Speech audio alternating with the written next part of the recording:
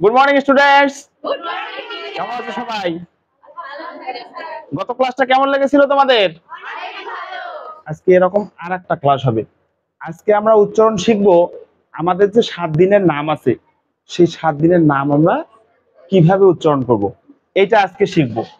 7 দিনের নাম বাংলায় নিশ্চয়ই সবাই পারেন। বলেন তো কি? হ্যাঁ, শনিবার। তাহলে শনিবার ইংরেজি কি হবে? শনিবার। বানান করেন তো। SATUR, সাতুরডে। সাতুরডে হবে। তারপরে রবিবার কি হবে? আচ্ছা, SUN সান কেন হইল রে? সুন কেন হইল না? কেন? সোমবার কি হবে? MON, মন কেন হলো না? হ্যাঁ, তারপরে কি হবে? আচ্ছা, তারপরে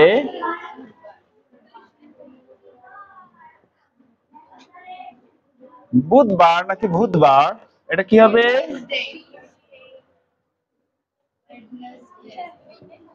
তারপরে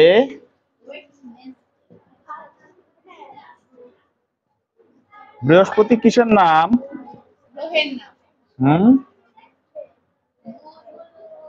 একটা এজ আছে তাই না? তারপরে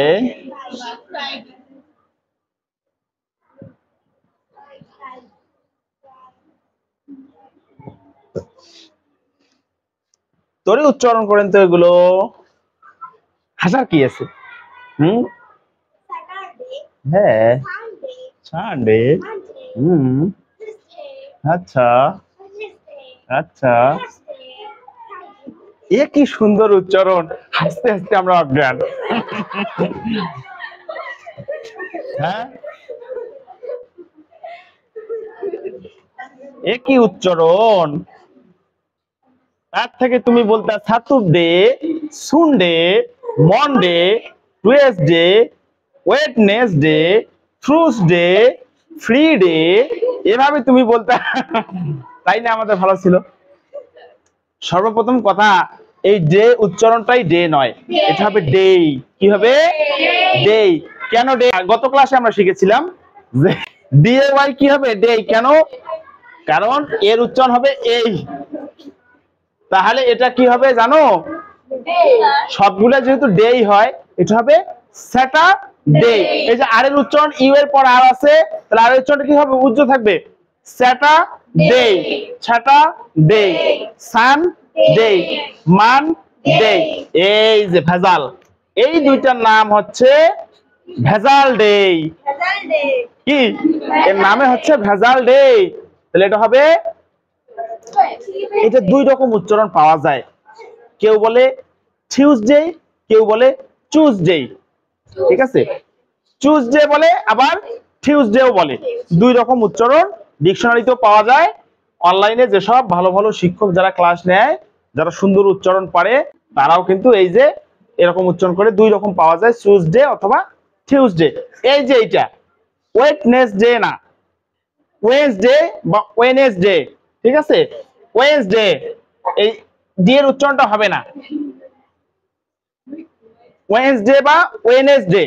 ঠিক আছে, ওয়েডনেসডে এটা হবে থার্সডে, ফ্রাইডে। এই দুইটাতে বেশি সমস্যা, আর এইটাতে একটু ঝামেলা আছে। ঠিক আছে, Saturday, Sunday, Monday, Tuesday, Wednesday বা ওয়েডনেসডে, থার্সডে, ফ্রাইডে। থাকবে খেয়াল। এই তিনটা জায়গা সমস্যা। তোমরা কি 12 মাসের নামগুলো পারো? 12 মাসের নাম উচ্চারণ পারো? আগামী ক্লাসে আমরা 12 মাসের নাম উচ্চারণ শিখবো। ঠিক আছে, আজকে এই কয়েকটা আগে মনে রাখো। একদিনে সব শেখা যাবে না। উচ্চারণগুলো মনে রাখতে হবে, আবার বাড়িতে খাতায় লিখে লিখে উচ্চারণগুলো করবা। আর বলার অভ্যাস করতে হবে। বলার অভ্যাস না থাকলে সবসময় ওই যেভাবে আমরা ধারাবাহিকভাবে শিখে আসছি সেটাই আমাদের মনে হবে। আমাদের মূল সমস্যা আমাদের গ্রাম অঞ্চলে এটা সব থেকে বড় সমস্যা, যে আমরা শুদ্ধ উচ্চারণটা যদি ফোনের মধ্যে দেখি বা কোনো শিক্ষক শেখায়, তারপর সেটা আমরা চর্চা করি না। বোঝা গেছে?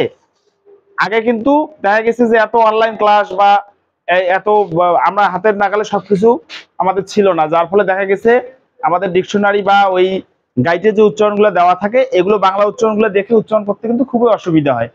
এই কারণে আমরা সঠিক উচ্চারণগুলো জানতাম না। এখন যেহেতু আমরা জানি, সবাই লাস্ট কয়েক বছরে বাংলাদেশে এখন সবাই শুদ্ধ উচ্চারণ শিখতেছে।